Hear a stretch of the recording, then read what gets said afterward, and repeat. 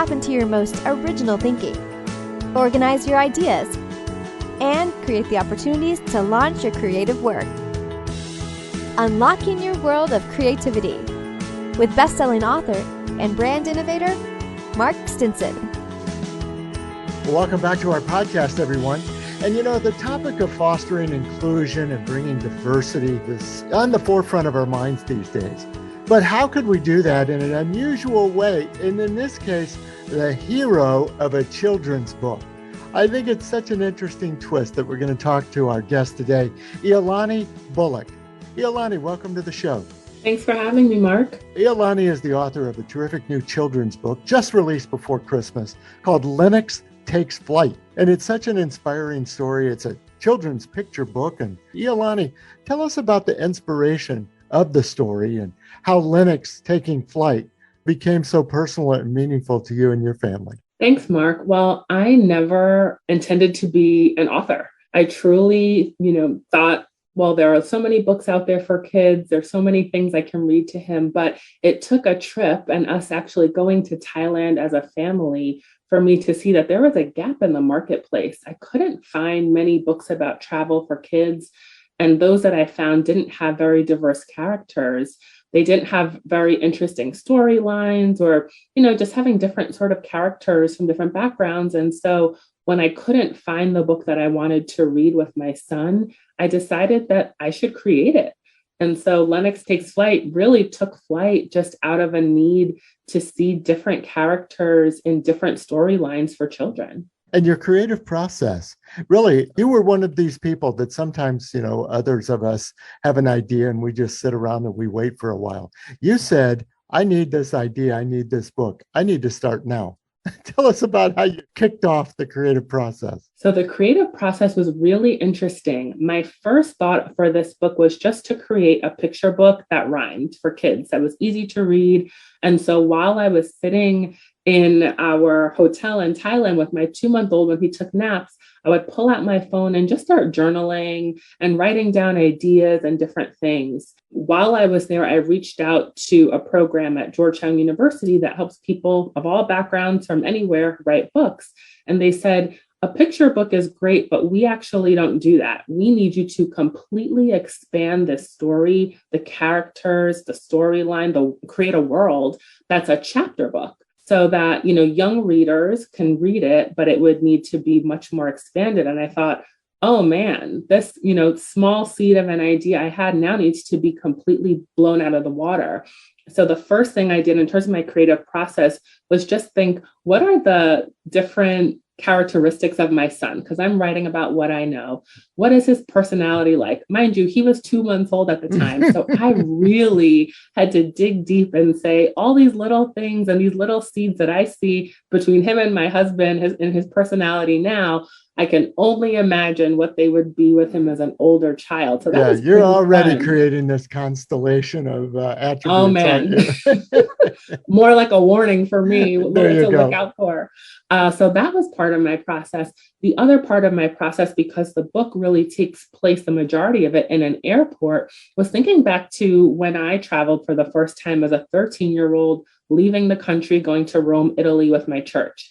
And going to the airport for the first time was such a huge deal. There were people with so many different languages, backgrounds, clothes. I remember thinking, what are all the stories of these people? Are they going? Are they coming? They're hugging someone. Are they leaving them or seeing them for the first time? Who are they with? And I went back to that thought and that memory when I created part of the book, and specifically a scene where Lenox steps into the doors open and he steps into the terminal and just looks up and is sort of in awe, and people are buzzing past him and roller bags are rolling and people are laughing, people are crying, people are running. And that is what I really sort of hooked into when I was thinking about creating this world and this imagination, this imaginative world for the story and for the book. And so from your hotel desk, and your phone journaling, this journey, this, I'm sure, maze of progress of a book, how would you describe that journey? I would describe that journey as, a constant iteration. I would write mainly bullet points that turned into scenes, that turned into chapters, or I would take my phone and I would dictate things as I was driving my kids to daycare. And those, turned into scenes that then I would work with an editor and we would chop them up, move them around, put them in different puzzle pieces. And so every day I might rewrite something 2 or 3 times until I really felt in my gut that it was in a good place. And so, it's never done. Even though the book is published, I'm like, oh man, I could have done something different here. But that's the fun part of it.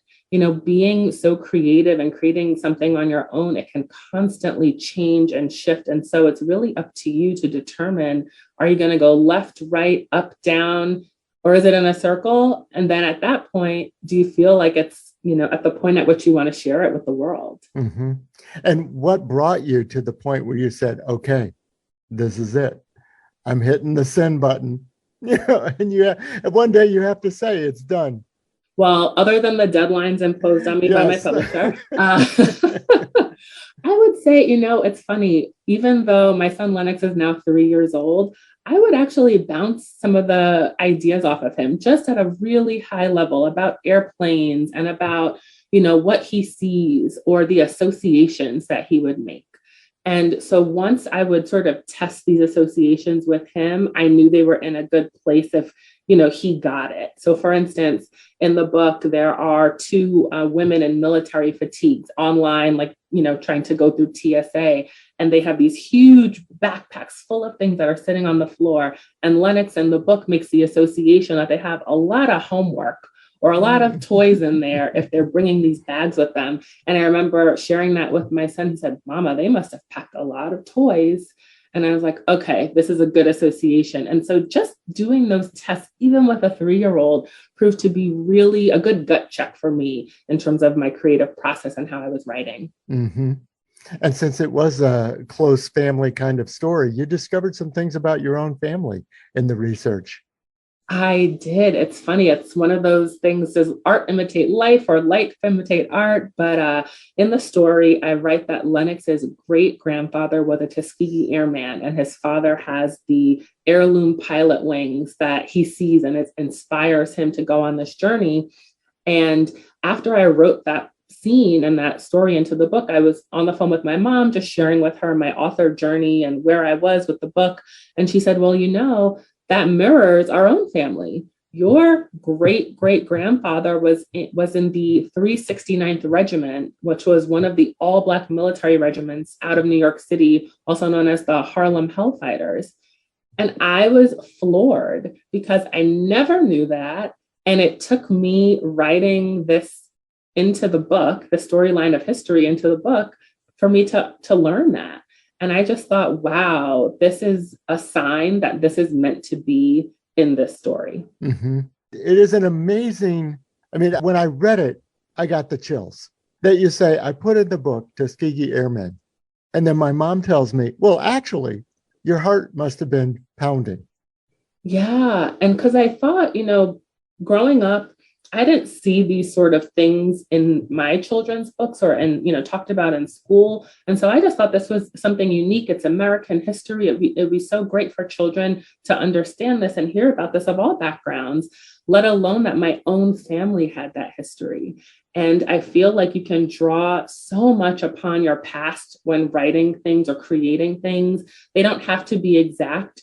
But when they line up like that in terms of the universe, it is certainly the constellations really aligning and connecting all the dots for you. Well, and you've talked about the ripple effect or the potential impact of a story like this on our DEI conversation these days, looking for greater representation. How could a little children's storybook, and some cute pictures have a bigger impact? What are your thoughts? I think that children, they really are amazing. They have so much humanity in them. They see things for what they are, more so than adults at many times. And so the more that we can normalize difference for them, I think the better off our world will be. I noticed that, as adults, if we don't know something, sometimes we think, and we may not express it this way, but it's unknown, it's foreign, maybe, we shouldn't think about that, or we shouldn't lean into it, where kids are just curious. It's not bad, it's just different. And so the more I dug into the story and started writing it, the more I really wanted this concept to come about. And so for any child to see an African-American boy as a traveler helps them expand their perspective. So a traveler can be anyone. It can look like them. It can look like their friend or a family member. To see different characters in the book, I have a blind woman and her guide dog that are actually an integral part of the story. Just having them take up space in a story for children allows them to understand that people are different from them, and that's okay. In one part of the book, Lenox's little sister asks the blind woman, or they talk to her, and they are trying to understand like what it means that she's blind. And the only thing Lenox knows is that his mom's favorite musician is Stevie Wonder, and Stevie Wonder is blind. And so for me, that sort of showed, well, if I see a blind person in a book, and I know that they are a musician, blind people can play music too. Or if I see them in an airport, they can travel too. So really just putting different characters in a story and embedding them helps to normalize that for children. And so when they see someone out in the world, it's not as scary or as different or as, not normal. It's just someone else that they see, and maybe they read about them. And that is just so helpful to understand at a really young age. Mm-hmm. And you're also making me wonder about the value of travel, and getting out of our own zip code every now and then to appreciate other lifestyles, other cultures, etc. That is one of the things I learned when I left the country for the first time. I'm from the Bronx. So, I only knew my borough. My mom never let me go to Brooklyn. I really just sort of stayed where I was. And I found that travel was an education I couldn't get in a classroom. I learned so much just getting outside of my comfort zone and meeting other people. And I think for children, that's so important, even if they're just going to a different part of their state, where maybe they make different food or they have different customs. Those things are huge and help expand their perspective of what's possible, of what they like, of what interests them. And one thing I love to do is learn about culture through food. And so when I travel, I take cooking classes in different places I go to. But when I'm home, I try to either order in food from different cultures or have Lenox cook something with me with a different flavor, just so he starts to smell it and hear it and taste it and, think about it differently. Because that I've noticed now, just taking that trip to Thailand, he's open to trying different things, much more so than my daughter, who was born during the pandemic and couldn't go anywhere. But that difference is so huge and incredibly apparent to me as a parent. So I really think that, exposing children to different things and pointing out the difference, not glossing over it, not trying to hide it, but saying, this is different. That's cool. Or let's ask about it. Let's learn about it. Why is it different? That should be part of, I hope it's part of our normal conversation. Yes, indeed. Well, on our podcast, we focus on the creative side of life, but you also have a corporate life too. And I think before the audience thinks that, well, isn't this nice? She gets to travel, write children's books, and take cooking classes. Then that's all she does. You're also a vice president of diversity, equity, and inclusion at a global investment firm. And people would wonder then, how do you, one, access the other side of your brain to write a children's book, but also find the time to really nurture your own creative focus? That's a great question. It's funny. I feel like my work lends itself to this book in so many ways, just having to think about, diversity and what that means in all different contexts. But also being able to, really think about it in a different way and then apply it in a different way. So I'm applying my love of and passion for inclusion in a creative way. And typically when do I do that? When my kids go to bed around 8:00. So, I am a diversity, equity, and inclusion professional by day and a novelist by night, definitely. Yes. But I also find that now being able to work from home, you have a bit more flexibility for people that, are able to do so. And so I'm able to tap into creativity during the day that I can't necessarily do in the four walls of an office. And so I've taken full advantage of that and have been just amazed by the different things you can watch, have playing in the background, listening to, that can just spark something. And then I'm running to my phone to take a quick note, or jotting something down, or, dictating it in an app where I can do so. But it's been hard to balance the two, certainly, but they've really helped me to create balance for myself. I am actually a ballet dancer by training, and I've always had a creative aspect to my life. And so writing this book came at the perfect time while we were stuck at home in the middle of the pandemic to be able to exercise both my left and my right brain. And I hope that everyone is able to do that, because you really need that balance in order to thrive as a person. And were you able to create any sort of, or create a trick or two environmental wise? Like, here's where I'm going to work and here's where I'm going to write, or here's a time of day, or I'll do this in this coffee shop, but I'll work at, behind the Zoom camera. How were you able to create some habits and some segments of work life? One trick that I did early on was to look at my work calendar and see which meetings do not have to be on Zoom. And so I would email the person, especially if they were recurring every week, and say, would you mind if we took this as a call, so that I could go for a walk while I was listening to a call or talking to this person? And that just being outside in the sun, getting some fresh air was really helpful. And then just incorporating more walks, even if they were 10 or 15 minutes into my day, helped me to clear my head of, the meeting I was in or what was happening, and to be able to just have the space to think. Because I think that is one of the hardest things. We're bombarded by social media and all these things all the time. Just creating the brain space to think and to be creative, if you will, was something that I had to carve out and literally put on my calendar. So that's how I did it. Also, driving to and from daycare was something that I like to do, to test bounce the ideas off of Lenox on the way there, and then, get the creative juices flowing and speak them into this app that I had on my phone on the way home. I love that. See, we find all the creative tricks, and that's why sometimes I need to ask, because it's like, if everybody is imagining, well, on one Saturday morning, I wrote this whole book. It's like, that's not usually what happens, right? I remember talking to a guest who one of his colleagues wrote a book like during smoke breaks, out by the dumpster behind the restaurant.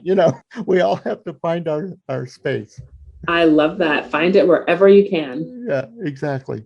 Well, it's so great talking to you. Listeners, my guest has been Iolani Bullock. She's the author of a terrific children's book called Lenox Takes Flight. And it's an inclusion and representation story wrapped in a beautiful story for kids. Well, Iolani, folks are going to want to connect with you, learn more about your work, and of course, find the book. Where can we find you? You can find me at lenoxtakesflight.com, and that's Lenox just with one N. On my website, you can figure out, where to find the book, which is available where all books are sold online. But also there are some fun resources for kids and for educators to help teach the book, and to just get some coloring pages and other fun things on the website for free. Well, wonderful. As we close, I was curious, getting the book and getting it in print, and there's almost a sigh of relief.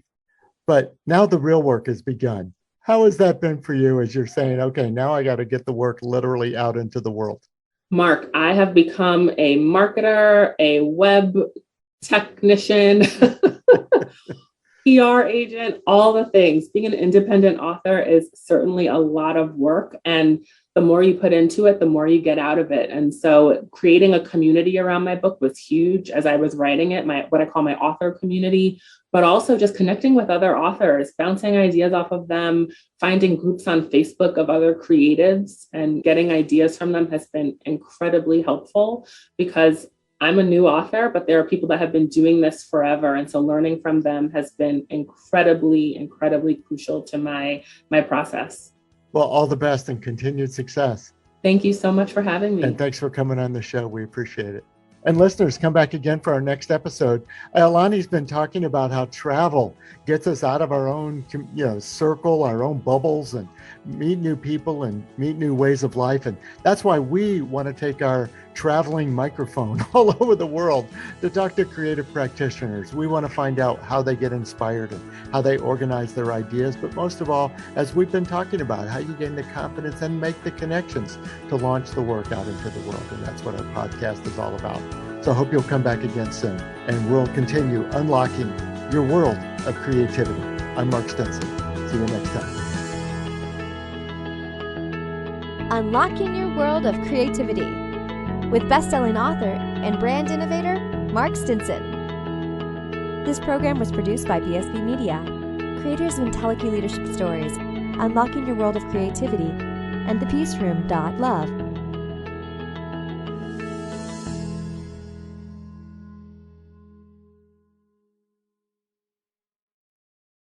We've created a special offer just for listeners of the podcast. You can get the book, A World of Creativity, for a special price of $5.98 for paperback, and the Kindle version is only 99 cents. Go to mark-stinson.com to take advantage of this special offer.